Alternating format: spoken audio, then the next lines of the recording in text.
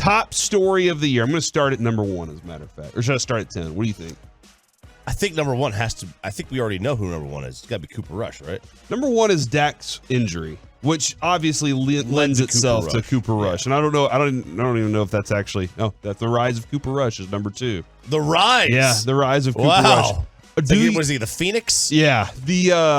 Here's my question, and I don't know how much y'all discussed this on Monday. When you see Dak running, running plays, do you hold your breath? When you see him get his hand stepped on, are you like, oh my God, not again? This can't be the storyline again. Other thumb broken now.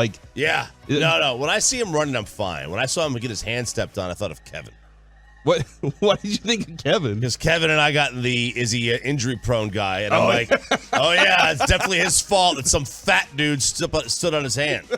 I was like, how is Kevin going to find a way to blame Dak for this? He's just a guy that finds himself in situations where he can get injured. He's the he's like remember Mike Davis, the old cowboy. Yep. He got shot on 2 or 3 different occasions. What? And Bill Parcells found a way to blame him. He was like, sooner or later, when you're getting hurt, he's out there, he's got his ice cubes, he's chomping on his ice. And Parcells found a way to blame him. He was like, sooner or later, when you get shot multiple times, it's your fault. Like, what? Okay, I will say it exactly like that. I will give you, if you put yourself in situations. He was in the car on 635. That one he got shot through the door. That one's unfortunate. That one's one of those that you can just chalk it up to the game. You're just doing your life, and then that rolled up on you that way. The rise of Cooper Rush is definitely, we didn't expect it. We didn't expect that kind of run from him. It was a great part of their schedule to do it. They were able to beat the Bengals. That's a team that's kind of figuring themselves out still.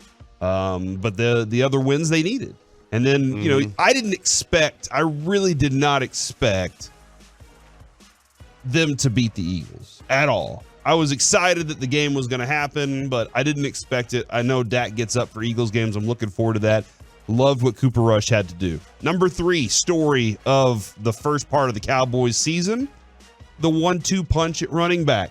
Now, Choppy, you hate running backs too. I agree. Right? I presume, right? I do. I don't hate them personally. I've killed the running back, and I will continue to do so. But if you're getting the production that you get from Pollard, if I'm getting 8 yards of carry, I'll play a running back anywhere, and I will 3 touchdowns and 14 carries. Yeah, I mean, the whole thing, with like Derrick Henry that one playoff year.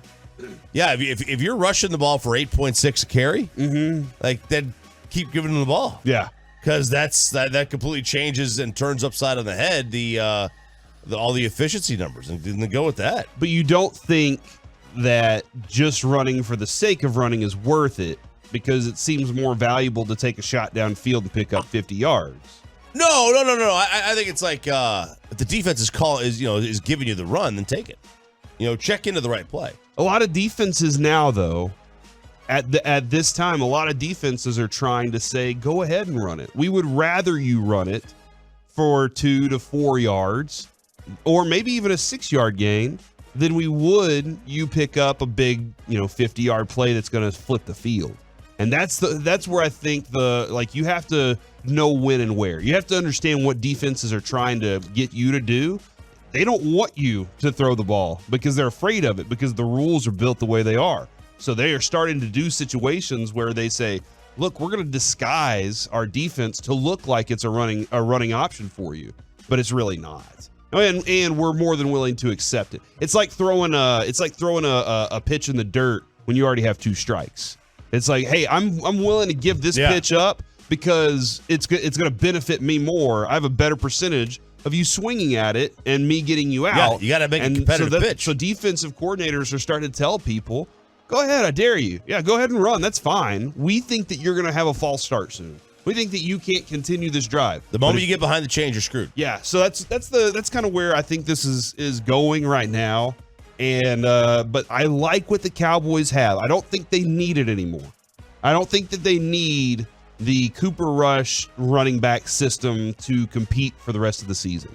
I think that they'll need it in the playoffs, but I think that now that Dak's back, they can be more of a far more balanced offense in the way of the pass than they were with Cooper Rush. That's where I will contend. I think they can go more pass now. They could definitely go more pass now, I think, and then they can, with Dak, I mean, he'll increase the rush numbers. I would assume. Yeah, just a little bit. Yeah. He certainly did the other night or the other afternoon. No, he's not gonna do that every game, and I wouldn't have him do that every game. Just play it as is. Yeah. When it's there, use it. When it's not there, don't. We do have the Micah stats come up here at 8:40 in the morning. The Micah stats you have to know. Number 4 on this list is the limitless Micah Parsons. Oh baby. And I just he's so different. I don't know how many more superlatives can we come up with to describe this guy at this point, because he's even better than we expected him to be in this year. Like, he's already better this year than I even thought he would be. There's no place that I could have put him that he's not already better than, in my mind, because I didn't expect this much growth already. He's far exceeded any expectation I think that anybody has had for him in his career to this point. Nobody, when you draft somebody, you don't expect them to be the best defensive player in the league in year 2, or the best pass rusher, whatever you want to say that he is, or however close to the top he is. You don't expect that from anybody in year 2, period. And he's there. Yeah, and whenever you hear a guy say something like, as long as I'm alive, I can go, like, that just, there are certain guys that will have a hangnail and they're done. And then you have guys like this. That right there, when you hear Michael Irvin talk about the locker room and what he was to that locker room and why people followed, this is what Micah's doing, is why people will follow. What Micah's like, go watch what happened it's an 8-minute and 25-second long highlight reel that the Cowboys put up each week. And after Micah gets his touchdown, every offensive player comes over to say something to him about it. It's like this thing has grown with these guys, and Micah's a massive part of it. Number 5, the NFC Beast. It's big. Okay. It's weird. It really is weird. Yes, there's no doubt about it. It is weird how it's gotten so good. Although, has it gotten good? Are the records good or are the teams good? That's the thing. The records are good. The records are definitely good. The records are good. The Eagles are good. Uh-huh. I think the Cowboys are good. Uh-huh. I think the Giants' record is better than they are, but I think they are going to be a good team under Dable. Okay. Right now, I think they're going to finish with a better record than they should. Oh, 100%. They already have. But they should be a 4-win team. But in the next few years under Dable, because Joe Judge is a moron, Dable's that, and I honestly think Dave's is a good coach. I really do. And I think he's good enough to start filling in the holes that Joe Judge and Gettleman screwed that team over with. So in the next few years, I expect the Giants to be up and running. He looks like a Lego guy. Dave's? Yeah. He's got a square head. It's just connected to his shoulders. There's no neck. That's a big Lego. Yeah, it is a big Lego. He's got a boxy. My girlfriend says I have no neck. You have high shoulders. You have high shoulders. You do have a neck. Those are called traps, you have sir. But you have high shoulders. So she said I have no neck. That's so not I true. have to go to this decompression table now. What? Yeah. Okay. She didn't make me do that. I got to. She didn't make me do that. I went and did it on my own. But she's like, you have no neck, and I'm like, what do you mean? And she showed me a picture of when I was a kid, that I found on my Facebook or something. She's like, look at the neck you had, so long. I mean, I could be 6 feet tall with It's all those handstand push-ups that you do. It changed everything. I would never do that stupid CrossFit crap. And I don't know what it is, but so I went to the chiropractor and he put me on this table, basically pulling my neck apart for like 20 minutes, like pulling it up. Yeah. Like attached to something. I'm just getting, Did it change anything? Not yet. Okay. All right. Not yet, but it will. Oh, in time. In time. It's one of those things like erosion. But I support Dave Ball because I support guys with no necks. Okay. All right. That's a weird way to go about that, but you know what? You do you. All right. Yeah, I am doing me. Number 6, surviving other injuries. the James Washington injury threw a monkey wrench in their plans. They were like, hey, we're just going to replace Amari Cooper with James Washington. And then he breaks his foot in like the first practice. The Tyron Smith injury. Would you say the Tyron Smith injury has actually made this offensive line better? Well, I think that happens, okay? That happens where you've got to put other guys in positions they're not ready for. And, yeah, has it made it better? No, it's not better, but it's made those players better individually. Okay. All right, I think Tyler Smith is further along in his development because of that. You know what I mean? Like, that's part of it. And then, you got to learn to work together. Yeah. It's now a best five or sum of all parts instead of individuals. So, yeah, I guess maybe you could say that it is. The number 7 on this list, the Cowboys are not scared of number 1 overall picks. This seems like a little bit of a stretch to me, but they defeated Joe Burrow. Then they took on Matt Stafford, and then they defeated Jared Goff. All 3 number 1 picks, and all those turned into what, Peyton? Victories for the Cowboys. I know you didn't know the answer right off the bat. I was thinking about it. I was going for. I didn't know how long it would take, so I didn't want you to just sit here with dead air for a long time. You're right. So I appreciate you just letting me throw that one at you. They still have another date waiting. Trevor Lawrence is on the schedule. So, and Mike's a huge fan. Yeah, I mean, I'm a huge fan of Trevor too. Trevor's a couple of weeks away from being Sam Bradford. Interesting. So that's very, man. Yeah, I shouldn't say couple of weeks. So I'm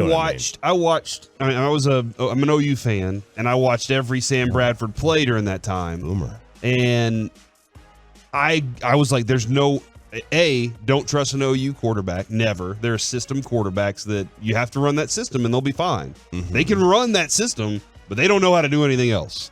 By the way, I have all the full trust in Josh Heupel. He's fantastic mind. Yeah. And a great leader too. Like he led that team to a championship with no arm, essentially. I know, noodle. And he was hurt a lot of the time too. I don't know how they did. It was amazing. But Sam Bradford was one of those guys where I was like, he's never going to succeed. He had numbers in college. I look at Trevor Lawrence physically and watching his game very differently. But you might have a point if that team can't put anything together around him. And he might be at a point now where he's starting to do the Sam Darnold seeing ghost thing because his team screwed him over in not being able to protect him early in his career. And now he's trying to grow. He has to grow. He definitely has to grow. He has to. And look, Doug Peterson is not a dummy, I don't think. He helped lead a backup quarterback to the Super Bowl. Yeah. I don't consider him to be a bad coach at all. Trevor Lawrence has got there is no excuse for him. And he is so you cannot sit there and say, I mean, think of it this way. He has been compared to Peyton Manning, Andrew Luck, Peyton Manning, one of the greatest quarterbacks of all time. John Elway. The comparisons are very difficult to live up to. Very difficult to live up to. But if you're going to be compared to Peyton Manning, he went to a 1-15 team, and the second year they won 13 games. Yep. It's not like that team had. I mean, he had Marshall Faulk, okay, and he had a rookie Marvin Harrison. Those are good pieces. They're also still kids. Marshall wasn't. He has Travis Etienne, who's fantastic. Mm-hmm. He's got a lot of. They still have some work to do, I think. They got some work to do. The number 8 underdogs. Hardly. The Cowboys have proven that they are nobody's underdog multiple times, holding opponents under 20 points. Run defense issues. That's still going to be an issue. It's still going to be a problem. I think it's more scheme than it is the players they have on this field. Just because the Cowboys are more willing to put pressure on the quarterback than they are to say we're going to keep you from getting 6 to 8 yards on a run. And then number 10, no deadline moves for the wide receiver at that deadline. And that's where the Cowboys are at the moment. And we will look forward past the bye week as we go along.